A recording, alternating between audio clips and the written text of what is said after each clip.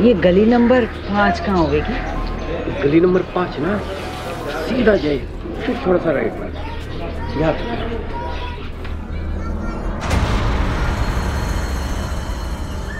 भाई साहब, ये मकान नंबर 2 कौन सा है? वो सामने।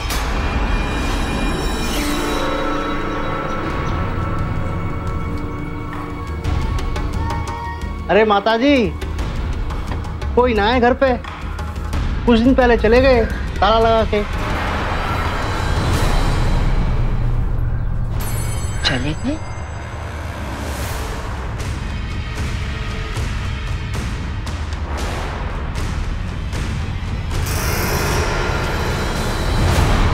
भाई साहब, कुछ पता है कहाँ चले गए? चोखा है जी, चले गए। दिन भर झगड़ा टंटा, न चेयर से खा पी सकते थे न सो सकते थे। अच्छा है राणा कटा।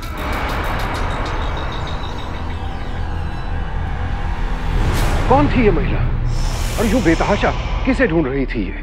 और कौन था वो शख्स जो एक मकान में बंद लगभग मरणासन स्थिति में अपनी आखिरी सांसें गिन रहा था? कौन था उसकी इस हालत के लिए जिम्मेदार? यकीन मानिए, जब इन सवालों के जवाब आपको मिलेंगे तो आपके सिर्फ होश ही नहीं उड़ेंगे, आप ये सोचने पर भी मजबूर हो जाएंगे कि क्या इंसान इस हद तक भी गिर सकता है। और हाँ माँ, डिब्बा भी पैक कर देना, शाम को गाड़ी हरिद्वार ले जानी है। जब देखो काम काम काम। माना टैक्सी चलावे है, पर घर गृहस्थी चलाने की भी तो सोच। अच्छा, इन छोरियों में से देख कोई ठीक ठाक लगी तो नहीं? अम्मा, मैंने पसंद भी आपकी तो क्या होगा? एक टैक्सी ड्राइवर से कौन ब्याह करवाएगा कोई अपनी बेटी को, जिसके पास ना खुद का घर है ना जमीन, और अम्मा बापू का कर्ज वो भी तो चुकाना है। अब बता, कौन ब्याह करेगा मुझसे? पर जे कोई तैयार हो तो चला। ये छोरी कैसी लगी? अम्मा शक्ल देखिए इसकी, हीरोइन लागे। अब बता, ये क्यों शादी करेगी मुझसे? ना भी ना करेगी। अरे आगे से चल के आया है रिश्ता। बस एक मुश्किल है, तलाकशुदा है, बच्चियां भी हैं 2, पर बाप अच्छी खासी रकम देने को तैयार है। उससे खुद की गाड़ी डाल लेना। इस सोच में पड़ गया। अम्मा वैसे कह तो सही रही, खुद की गड्डी होगी तो सर का बोझा कम हो जाएगा, कमाई ज्यादा होगी, 2 पैसे भी आएंगे, सारा कर्जा उतर जाएगा। तो हाँ कह दूं? जरूरत क्या थी बुलाने की? मैंने नहीं करना ब्याह उससे। है कि ड्राइवर ही करता है ना शक्ल सूरत है ना पैसा है गांठ में। बेटा, जे ब्याह नहीं एक तरह का समझौता है, तो बच्चे हैं तेरे, कौन अपनाएगा तुझे? माना कि छुरा ड्राइवर है, लेकिन दिल का भला है। अब देख बेटा, मेरी भी उम्र हो चली है, मेरे बाद कौन ख्याल रखेगा तेरा? फिर तेरे बाद फिर छोटी के लिए भी तो लड़का देखना है।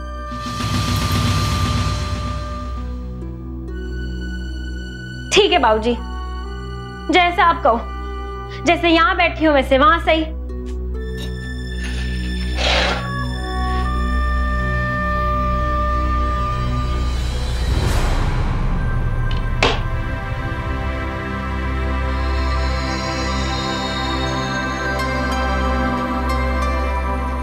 इसे छोड़ और जा हमारे पास आके बैठ।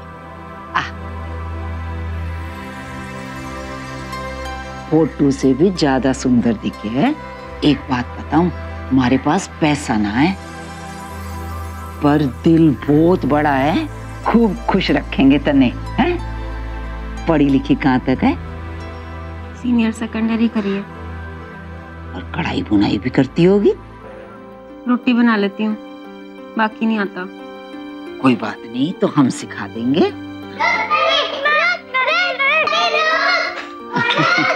अरे अरे मालकिन, गिर जाओगे। ये दोनों कविता की बच्चियां हैं, गौरी और परी। बड़ी प्यारी बच्चियां हैं। हमारे पहले पति को इतनी प्यारी ना लगी थी, उसे तो छोरा चाहिए था, ना दे सकी तो मैंने तलाक दे दिया। चलो।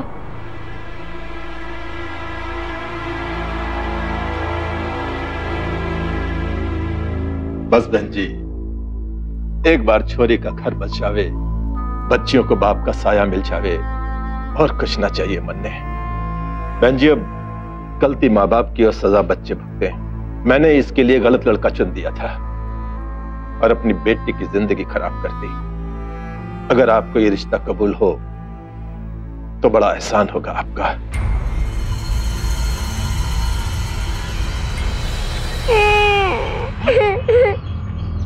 ये छोरी, क्या हुआ? क्यों रो रही से? मुझे चोट लगी। गुड़िया को तो चोट लग गई। कैसे गिरी बेटा? हम लोग आपके सामने आ गया ना, इसलिए धक्का मारा। चुप कर। हमारे सामने आ गई इसलिए धक्का दिया? किसने मारा धक्का? आप भी कहाँ इन दोनों की बातों में आ रहे हैं? सारा दिन यूं ही खेलती रहे मैं और फिर शिकायत कर देती हैं। चलो दोनों।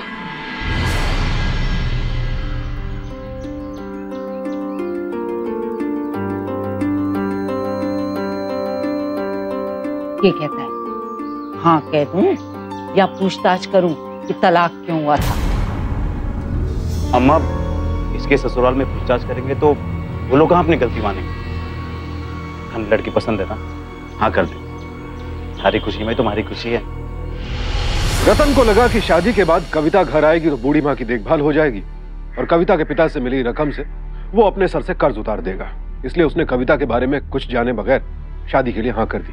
भगवती ने भी कविता के अतीत के बारे में कोई जांच पड़ताल नहीं की, क्योंकि उन्हें कविता का भोला चेहरा और उसके पिता की भावुक बातें ही सच लगी। ये इन दोनों की सबसे पहली और बड़ी गलती थी, जिसका खामियाजा इन दोनों को शादी के बाद भुगतना होगा।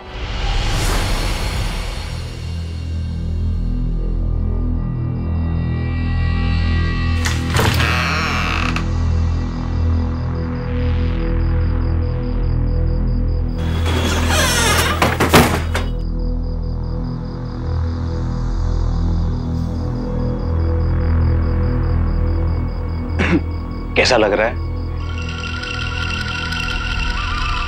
कैसा लगेगा?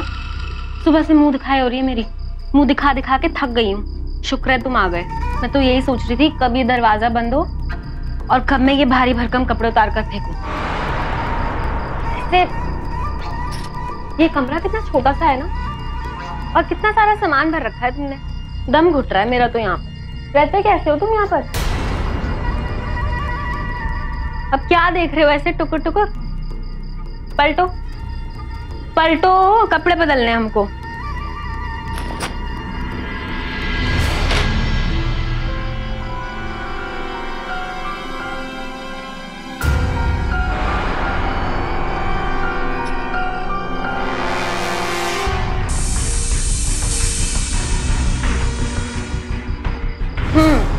अब पलट जाओ।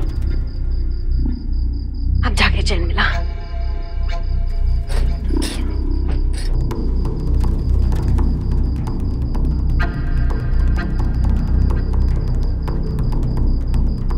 वैसे एक बात कहे? हाँ बोलो। वो आज घनी सुंदर लगी। ये गद्दा कितना कड़क है, और ये तकिया देखो जरा, कितना सख्त तकिया है। सोते कैसे हो तुम इस पर? बाबूजी ने तुमको दहेज के पैसे दिए थे ना, तो उससे एक गद्दा और तकिया ना खरीदा गया तुमसे हमारे लिए? कहा था बाबूजी से। मैं तो तुम्हारी शक्ल देख के ही समझ गई थी कि तुम्हारी मेरी बिल्कुल नहीं बनने वाली, लेकिन नहीं, अब भुगतो।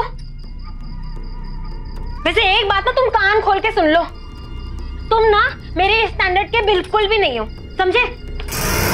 पता नहीं कैसे रहूंगी इस घर में, ना एसी है ना पंखा, ऊपर से इतना छोटा सा कमरा। कविता, जानवर भी नहीं रह सकते यहाँ तो। कितनी बदबू आ रही है यहाँ। क्या हुआ बेटा? अरे होना क्या है, पूछ लो अपने लाल से। अम्मा वो गद्दा पुराना से तो चुभता है। हाय तो बेटा तू इस गद्दे पे सो जा। बच्चों के साथ नहीं सो सकती मैं। पहले इन्हें पैदा करने के लिए जागी, फिर पेट में रखने के लिए जागी, और फिर बड़ा करने के लिए जागी। अब क्या सारी जिंदगी जागती रहूं मैं? देख तू शांत हो जा, मैं इन्हें अंदर सुला देता हूँ।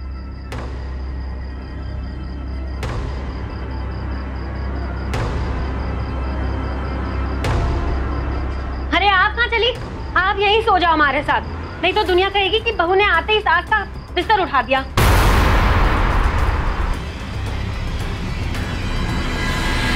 आज तो तेरी सुहाग रात है बेटा। अरे तो पहली बार ना मना रही मैं सुहाग रात। पहले गद्दा तकिया आ जाए फिर सुहाग रात भी मन जावेगी। अभी तो मन में बहुत नींद आ रही है। अब खड़े क्या हो, उठाओ।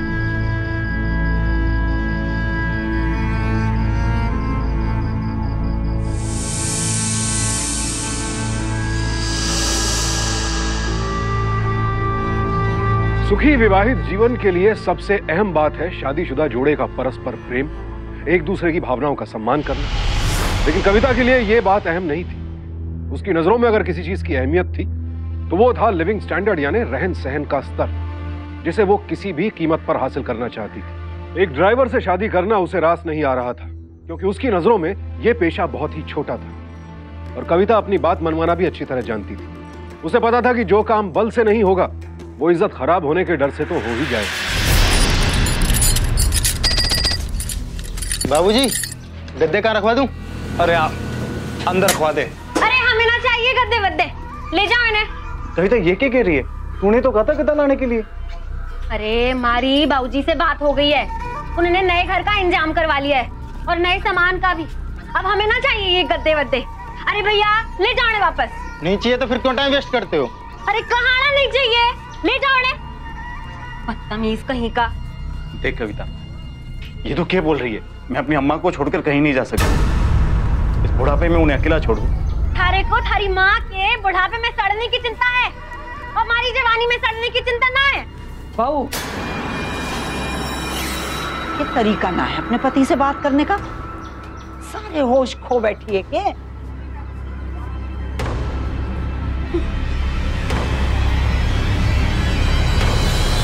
गलती हो गई हमारे से। कैसी बहू ले आई मैं। अम्मा समझ नहीं आ रहा, आखिर ये करना क्या चाहती है? करना क्या चाहती है? कह तो दिया सामने से उसने ये अलग रहना चाहती है। देख, तू चला जा उसके साथ, नहीं तो सबकी जिंदगी खराब कर देगी। मैं धन्ने छोड़कर कहीं नहीं जा सकता। तलाक दे दूंगा उसको। आज बिना हमसे पूछे घर बदलने की बात कर रही है, कल पता नहीं और क्या क्या करवाएगी। ऐसा कुछ ना होगा बेटा, वो अपने तरीके से रहना चाहती है। बात मान लेगा तो शांति से रहेगी। हमारी बात मान ले, चला जा उसके साथ।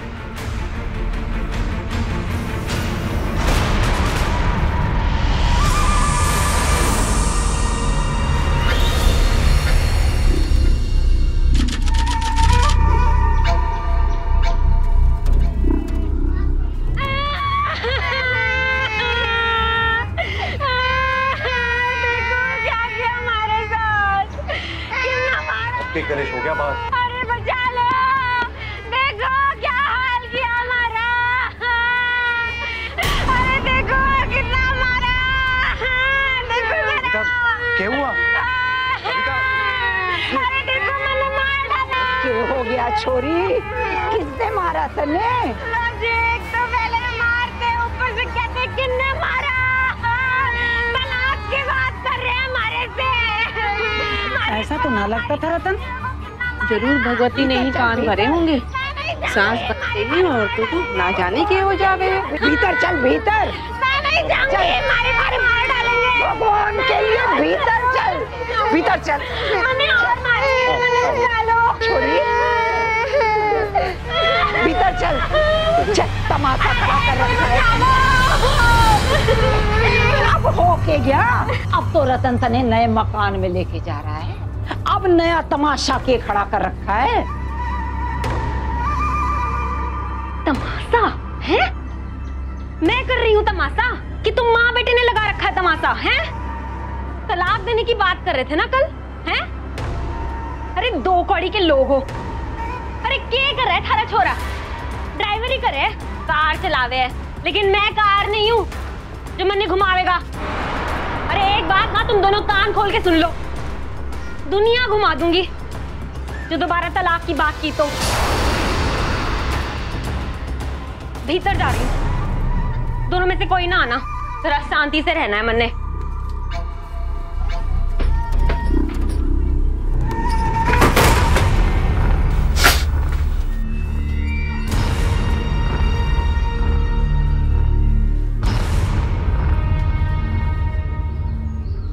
अम्मा बहुत हो गया, अब सहा नहीं जाता, इसे सबक सिखाना ही पड़ेगा।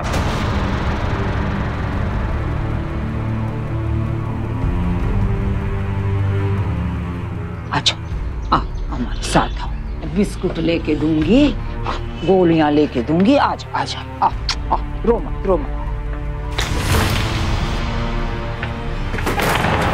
कविता,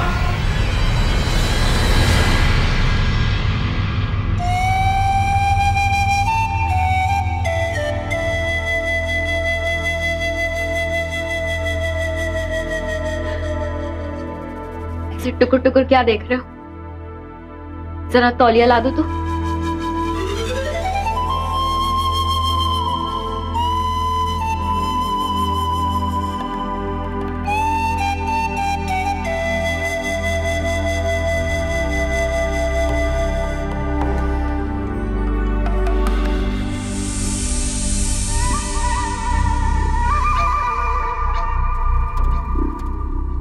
माफ कर दो मारे को, मारे से बहुत बड़ी गलती हो गई। मारे को तो बस खुशहाल जिंदगी चाहिए। बाहर तमाशा करने की क्या जरूरत थी? किस्मत की मारी हूं,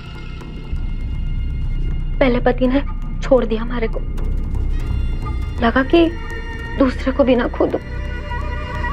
पहले पति की काफी पटे थी उसकी मां से, तभी मारे को लगा कि मैं कहीं तुम्हें भी ना खो दूं। मैंने सहारा चाहिए, पक्का सहारा। बुरी ना हूं मैं, वो तो हालात ने हमारे साथ बुरा किया है। तुम संभालोगे ना तो संभल जाऊंगी, संभालोगे ना?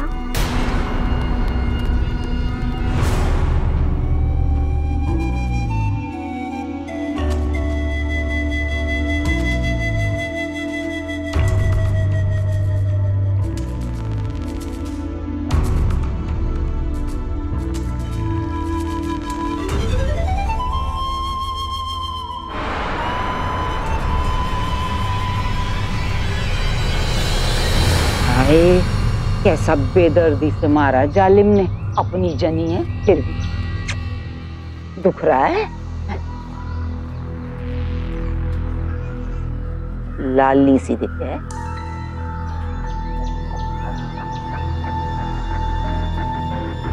इसे कहे हैं तेरे आचर। एक बात बता, मैंने पहले भी ऐसा किया थारी माँ ने? डरो मत, मैं तो थारी दादी हूँ, मैंने सब बता सकती हूँ। पहले वाले पापा के यहाँ किया था, नहीं करते तो माँ मारती। अब बताओगी नहीं ना माँ को? कुछ ना कहूंगी थारी माँ से, खेलो जाके, कुछ ना हुआ थारे को। हे भगवान, चमन ने क्या कर दिया? ने रतन को किस नरक में ढकेल दिया?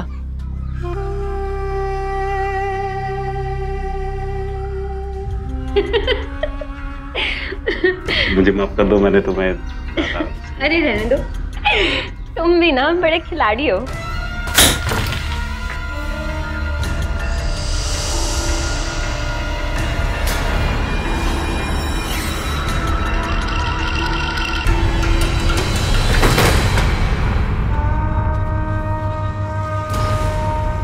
अम्मा, वो मेरी कविता से बात हो गई है, वो फिर से ऐसा तमाशा नहीं करेगी। उसने माफी भी मांगी है। जानबूझ के नहीं किया उसने, दुखी आ रही है, परेशानी में गलती कर बैठी है। पर तू चिंता मत कर, जब मैं उसके साथ नए घर जाऊंगा ना तो सब ठीक हो जाएगा। नया घर? हाँ, तू फिक्र क्यों करती है? मैं आता रहूंगा ना, फोन करता रहूंगा। हाँ, मुझे देरी हो रही है, काम पे जाना है, मैं निकलता हूँ।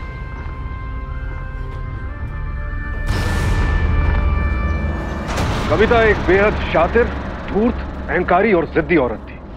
उसे जो कुछ चाहिए होता था वो हासिल करके ही रहती थी। उसके लिए फिर उसे चाहे कुछ भी क्यों न करना पड़े। सोचकर ही हैरानी होती है कि एक माँ अपने स्वार्थ के लिए अपने बच्चों तक का इस्तेमाल कर सकती है। कविता जानती थी कि रतन बेहद सीधा साधा लड़का है, जज्बाती है और आसानी से अपनी माँ से अलग नहीं होगा। इसलिए अपने जिस ड्राइवर पति को वो अपने स्टैंडर्ड का नहीं मानती थी, उस पर उसने जज्बातों का ऐसा जाल फेंका कि रतन झांसे में आ ही गया। उसे लगा कि कविता गलत नहीं है। हाँ, उसके साथ जो गलत हुआ है सिर्फ उस वजह से वो ऐसी हो गई है। लेकिन वो कविता के असली इरादे नहीं भांप पाया। दरअसल कविता रतन को उसकी माँ से अलग कर देना चाहती थी। रतन की माँ कविता का इरादा भांप चुकी थी, लेकिन अपने बेटे को खुश देखकर उन्होंने अपनी जुबान पर ताला लगा दिया। ये उनकी दूसरी बड़ी गलती थी। कविता ने एक माँ और बेटे को अलग कर दिया। रतन और कविता नए घर में शिफ्ट हो गए। लेकिन क्या घर बदलने से कविता का रवैया बदल जाएगा?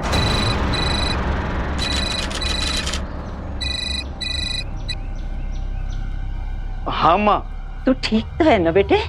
हम मैं ठीक हूँ, तू ठीक से ना? मरने के हो बेगा, मैं तो ठीक हूँ। इतने दिन हो गए, अपनी माँ से मिलने ना आएगा?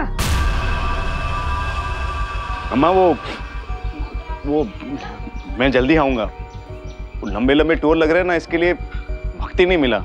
इतना भी ज्यादा काम ना किया कर कि तेरी सेहत पे बन जाए। अपना ख्याल रखना। हाँ माँ, तू भी अपना ख्याल रखना। रखता हूँ।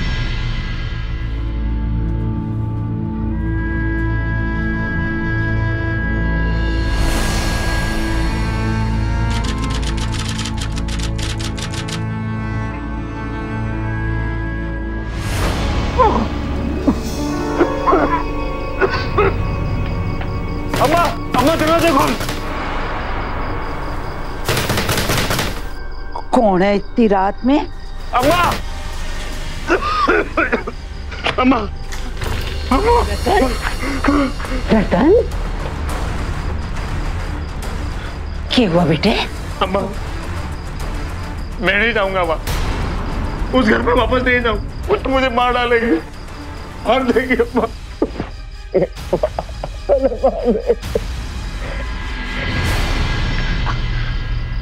बैठ बैठ जा, बैठ जा। ले पानी पी ले। मैंने इत्मीनान से बता हुआ के?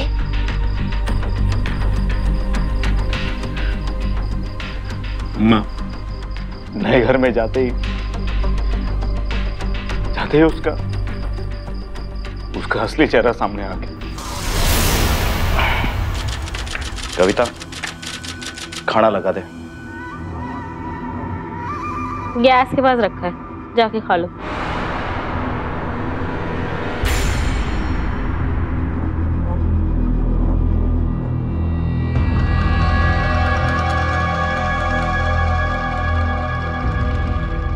पापा पापा भूख लगी है। मम्मी ने बोला आप आओगे तो खाना बनाओगे।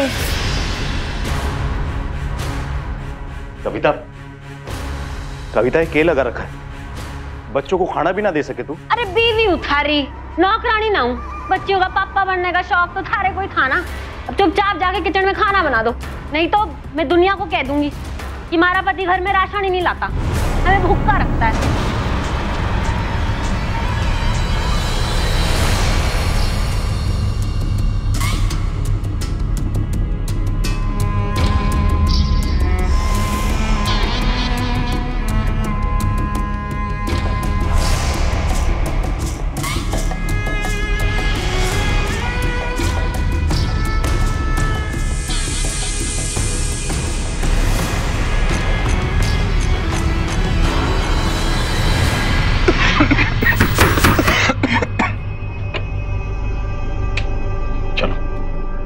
से कम कुछ देर के लिए उसका मुंह तो ना देखना पड़ेगा।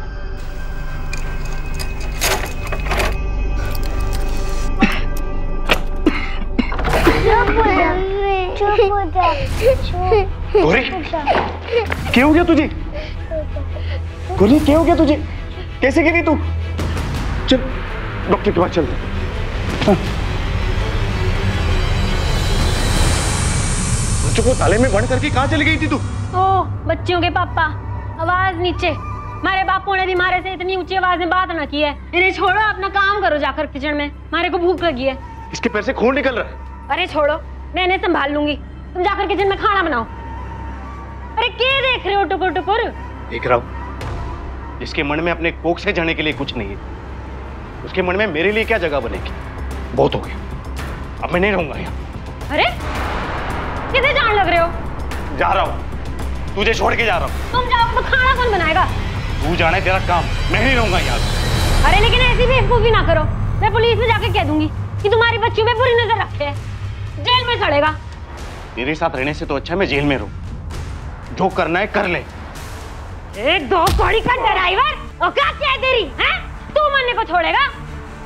अरे कोई इस रिश्ते को तोड़ेगा ना तो मैं तोड़ूंगी, समझा के?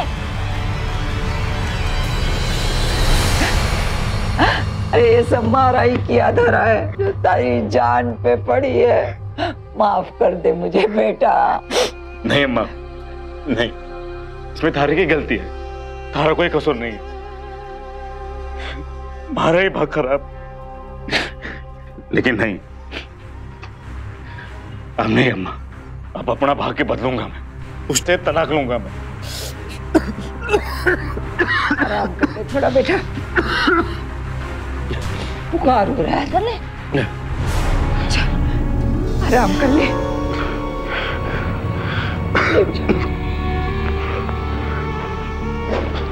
फिकर न कर, थारी माँ थारे साथ है।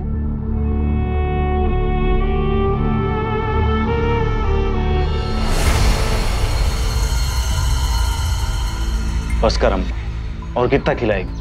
खाएगा नहीं तो कमजोरी कैसे ठीक होगी? आंखों के नीचे दे कैसी काली स्याहियां पड़ी हुई। ले, वहां पे रोटी भी खाता था कि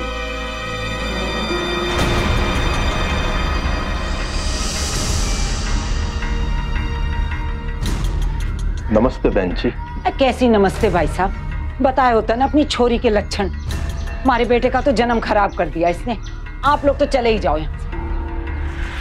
मारे को माफ कर दो अम्मा जी, मारे से गलती हो गई, ऐसे गलती हो गई। माफ कर दीजिए बहन जी, मैं माफी मांगता हूँ। कभी कभी इसका अपने आप पे काबू नहीं रहता है, हिस्टीरिया सा हो जाता है। असल में इसके पहले पति ने इस पे इतने जुल्म ढाए कि ऐसी हालत कर दी मेरी बेटी की। अगर इससे कोई गलती हो गई थी तो दामाद साहब को मेरे पास आना चाहिए था।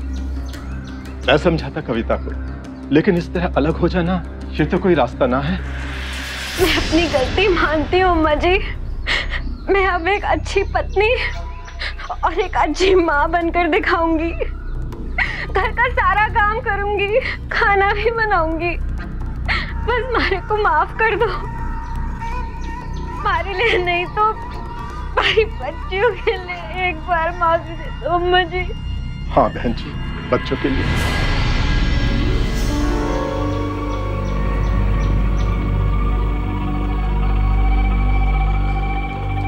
ठीक है छोरी, ये आखिरी मौका है थारे पास। और आगे से कोई गलती हुई तो सीधा कोर्ट में मिलेंगे। कहते हैं दूध का जला छाछ भी फूंक फूंक कर पीता है, लेकिन भगवती देवी और रतन ने अपनी पहली गलती से कोई सबक नहीं लिया।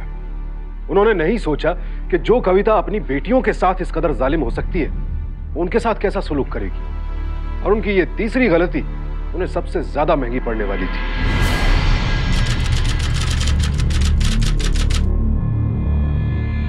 रतन, अच्छा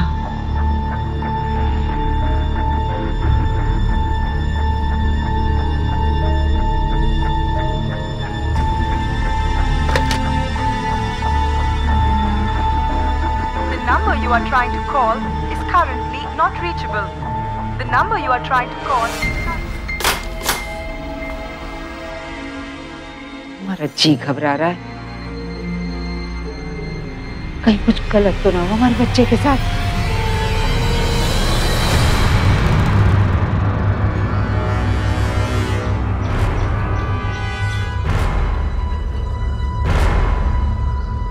ए भैया,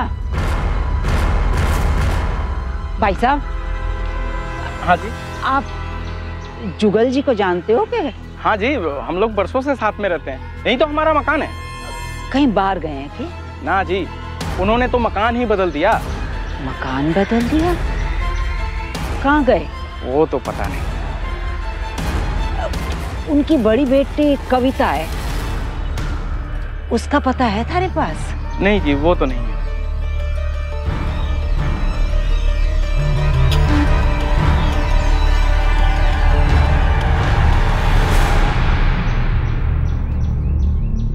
भाई साहब, जुगल किशोर जी को जानते हैं आप? हाँ अम्मा जी, सब जानते हैं यहाँ उन्हें। उन्होंने अपनी बेटी को एक मकान लेके दिया था किराए पर, उसका पता है आपके पास? वो आए थे मेरे पास, पर उनको घर दूर चाहिए था और उस इलाके में मेरा कोई घर नहीं था अम्मा जी, इसलिए मैंने उन्हें अपने दोस्त का नंबर दे दिया था। ले ताई, ये उस मकान का पता। बड़ी मेहरबानी थारी।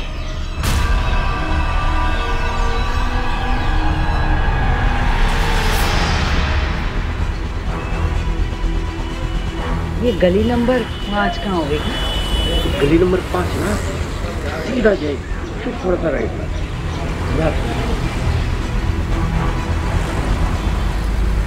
भाई साहब, ये मकान नंबर 2 कौन सा है? वो सामने।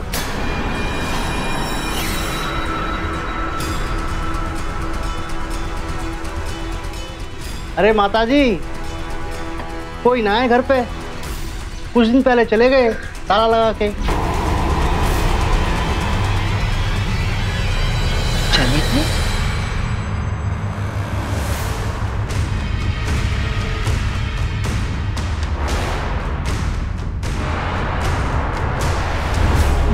भाई साहब, कुछ पता है कहाँ चले गए? चौक खाए जी चले गए। दिन भर झगड़ा टंटा, न चैन से खा पी सकते थे न सो सकते थे। अच्छा है राणा कटा।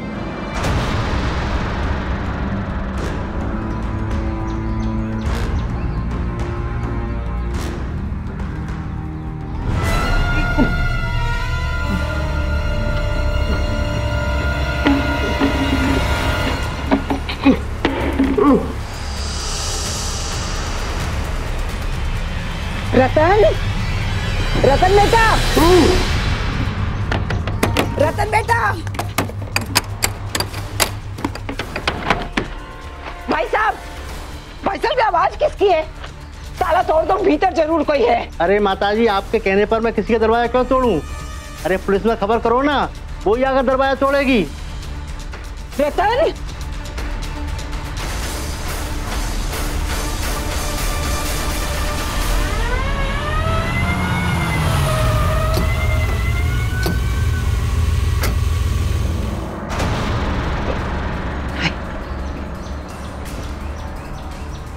इंस्पेक्टर साहब, मने लगे भीतर कोई है, जरूर हमारा बेटा ही होगा।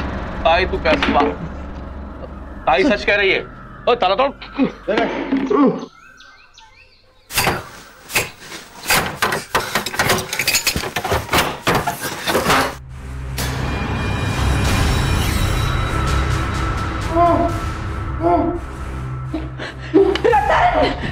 रतन, बेटा, क्या हुआ बेटा? बोल, बोल बेटे, बोल।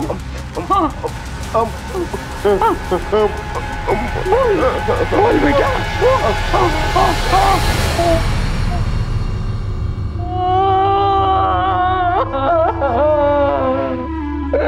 मेरा बच्चा।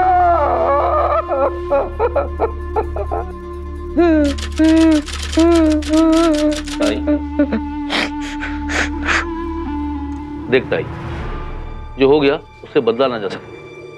क्या नाम था बच्चे का? रतन नारायण। रतन नारायण?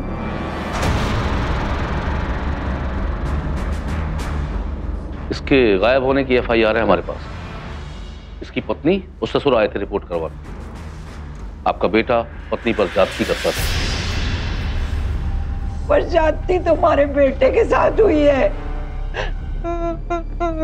समझ में नहीं आता सच क्या है। मामला तो अब कत्ल का हो गया साहब। किसी ने उस पर तेजाब फेंका, वो भी जब घर का दरवाजा बंद। तेरी माँ का बयान तो कुछ और ही कह रहा है। मुझे तो लगता है कुछ ना कुछ गड़बड़ जरूर है। ये गड़बड़ कभी सुलझेगी जब कविता मैम सामने आएगी। ताई, आपको खबर है कविता इस वक्त कहाँ होगी?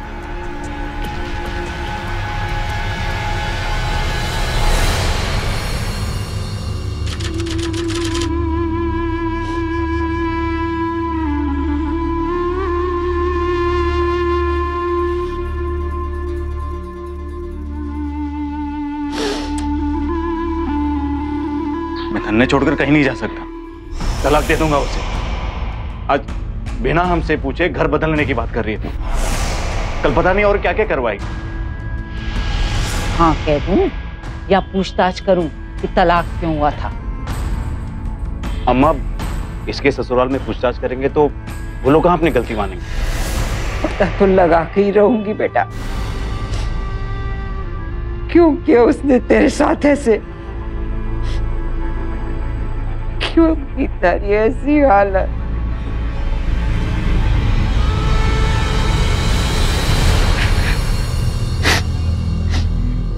आपकी कहानी सुनकर बहुत तकलीफ हुई बहन जी। कोई प्रमोद था जिसके साथ तलाक हुआ था कविता का। आप उनका पता जानते हैं? प्रमोद? हाँ जी, वो पथ में रहते हैं और गुरुद्वारे रोड के पास उनका मकान है।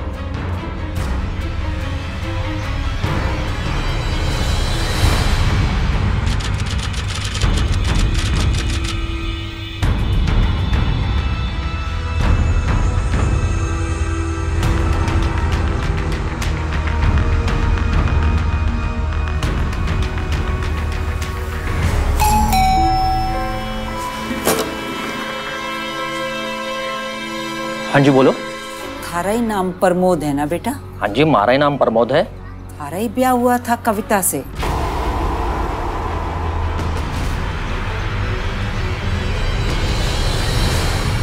वो 6 साल हमारे जिंदगी के सबसे बुरे दिन थे दरोगा जी। इसका रोज का नाटक करना, हमारे को और हमारे बच्चों को तंग करना, अपनी बात मनवाने के लिए हम पर झूठा इल्जाम करना, अपने आप को दुनिया से ऊपर मानते और बाकी सबको गुलाम।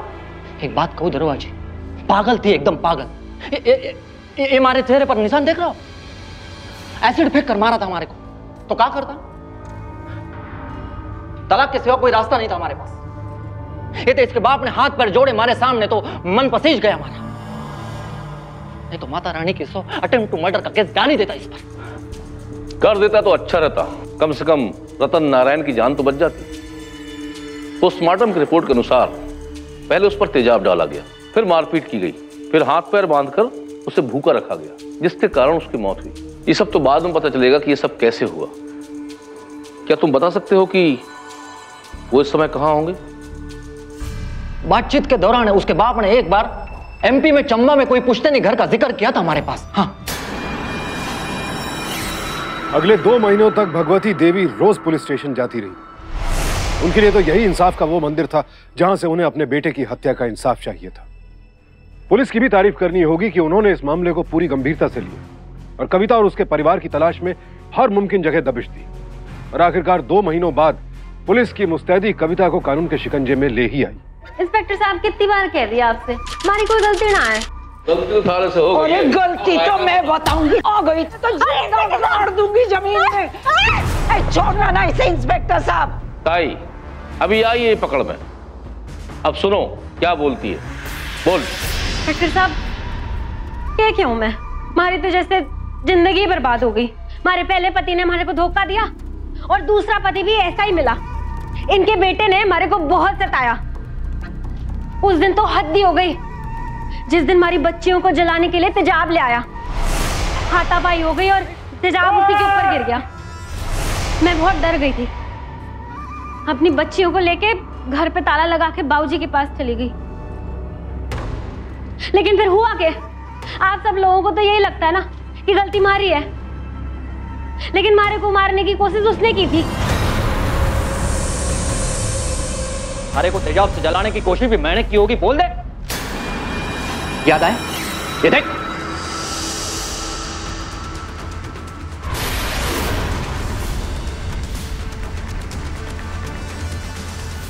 हाँ, तूने भी बड़ा सताया मारे को। सारे मर्द एक जैसी हो गए। अगर मैंने थारे पे हमला किया था तो क्यों नहीं कंप्लेंट लिखवाई पुलिस में?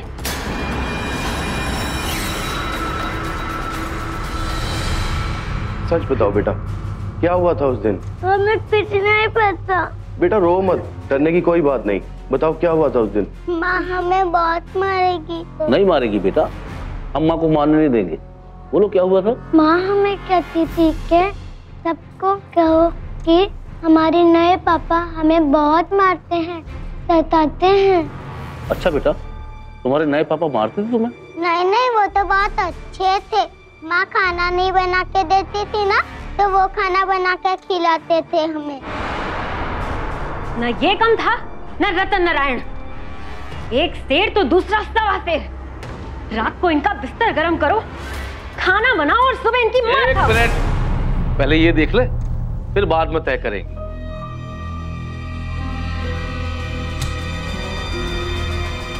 माँ हमें कहती थी कि सबको कहो कि हमारे नए पापा हमें बहुत मारते हैं, सताते हैं।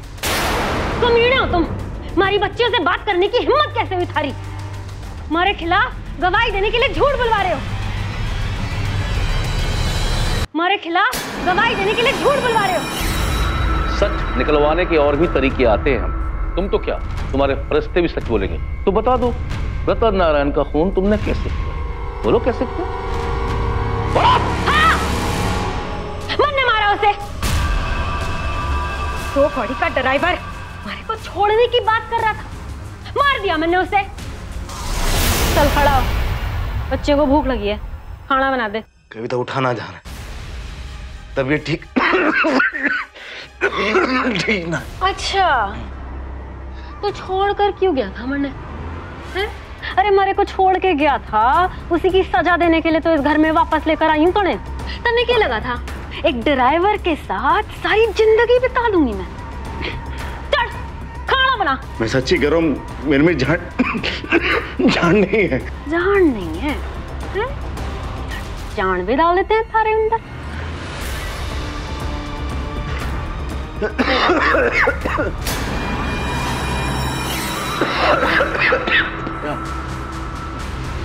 जान नहीं है ना थारे में?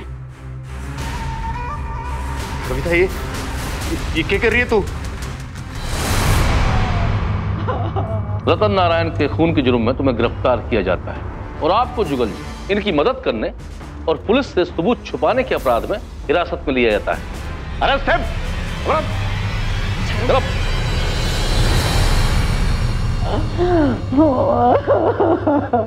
हमारे समाज में माना जाता है कि घरेलू हिंसा और क्रूरता की शिकार सिर्फ महिलाएं ही होती, लेकिन यह दर्दनाक केस इस बात की तस्दीक करता है कि रतन जैसे पुरुष भी इसके शिकार होते हैं, क्योंकि क्रूरता या हिंसा के लिए पुरुष या महिला होना अनिवार्य नहीं है। इसकी जिम्मेदार है सोच। रतन की हत्या के अपराध में कविता को आईपीसी की धारा 302 के तहत आजीवन कारावास का दंड मिला और साथ ही पति और बच्चों पर क्रूरता के लिए बने विशेष अधिनियम के तहत 2 साल कैद की सजा और सुनाई गई।